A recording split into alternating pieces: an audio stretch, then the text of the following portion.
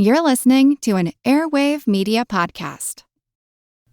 Hello, and thanks for joining Revolution 250, where we look at events that took place 250 years ago this week. This is from the American Revolution Podcast, a short bonus episode to remind you about these important anniversaries from the Revolutionary War. This week, we will remember when the French agent Achard de Bonvouloir met with the Continental Congress Secret Committee, ending on December 28, 1775. France had been keeping a close eye on the American Rebellion even before fighting had broken out in the spring of 1775. Britain, of course, had been France's traditional enemy for several centuries and had taken away all of the French colonies in North America when the 7 Years' War ended in 1763. Many French officials saw the growing rift between Britain and her colonies as an opportunity for France to regain the upper hand. As early as 1768, French officials sent the Baron de Kalb to America. Although he was an officer in the French army, he posed as a German businessman traveling through the colonies to get a better feel for the level of colonial anger towards Britain's new tax policies. Many French leaders hoped that France might eventually regain control of Canada and possibly more in North America.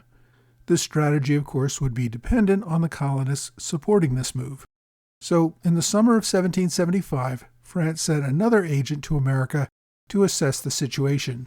Julien-Alexandre Achard de Bonvouloir was the younger son of a French noble who had settled in the West Indies in the early 1770s.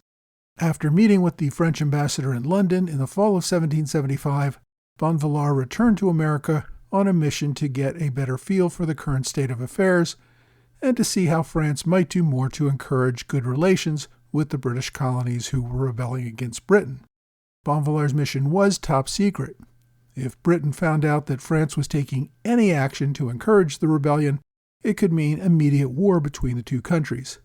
France wanted Britain to be greatly weakened by fighting this rebellion for a few years, while France quietly built up its military resources. So Bonvouloir came to America posing as a merchant from Antwerp, in what is today the Netherlands. At the time, Antwerp was a part of Europe that was under the control of Austria, which was neutral in this whole fight. According to some sources, he had visited New England earlier in the year to get a better idea of the fighting taking place there during the Siege of Boston. When Bonvouloir returned to Philadelphia in late 1775, he had instructions to do more than simply observe the situation. He was to make contact with the Continental Congress and hint at least at the possibility of French assistance to the American war effort.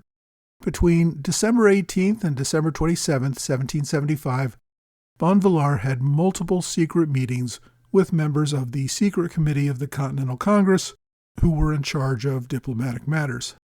Benjamin Franklin served on this committee, along with folks like John Jay and Robert Morris. The meetings took place on the second floor of Carpenter's Hall at night.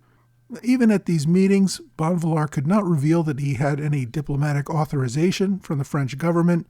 He could only intimate that he was connected and might have the ability to help the Americans in getting more covert aid.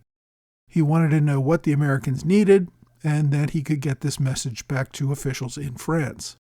Bonvouloir wrote his report on these meetings on December 28th and put them on a ship headed for France. He indicated that the Americans needed more arms and other war materials.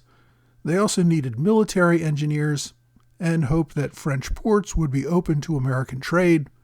The Congress wanted to be able to pay for French assistance by sending them American products.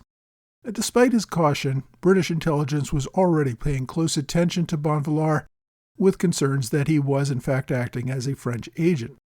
Bonvouloir's meeting encouraged the Continental Congress that French assistance might be forthcoming. A few months later, they would send Célestin to Versailles to see if he could encourage more French assistance. Bonvouloir's report also greatly exaggerated the size and power of the Continental Army. This was enough to encourage officials in France to set up the Rodriguez-Hortalez Company under the control of playwright and covert arms dealer Pierre-Augustin Caron de Beaumarchais. He would begin funneling covert military aid to the Americans in early 1776. Bonvouloir returned to France in 1777. After coming back to America, the British captured him, and he was held as a prisoner of war for some time. When he was released in 1779, he took a commission as an officer in the French Navy. He deployed to India, where he died in 1781. I hope you've enjoyed this Revolution 250 moment. For more context on what we discussed today, check out episode 71 of the American Revolution podcast. Also, please subscribe for free on whatever podcast platform you like, Apple, Spotify, or any of the smaller ones, or go to blog.amrevpodcast.com to listen to all episodes in full. Thanks again for listening to this Revolution 250 moment on the American Revolution podcast.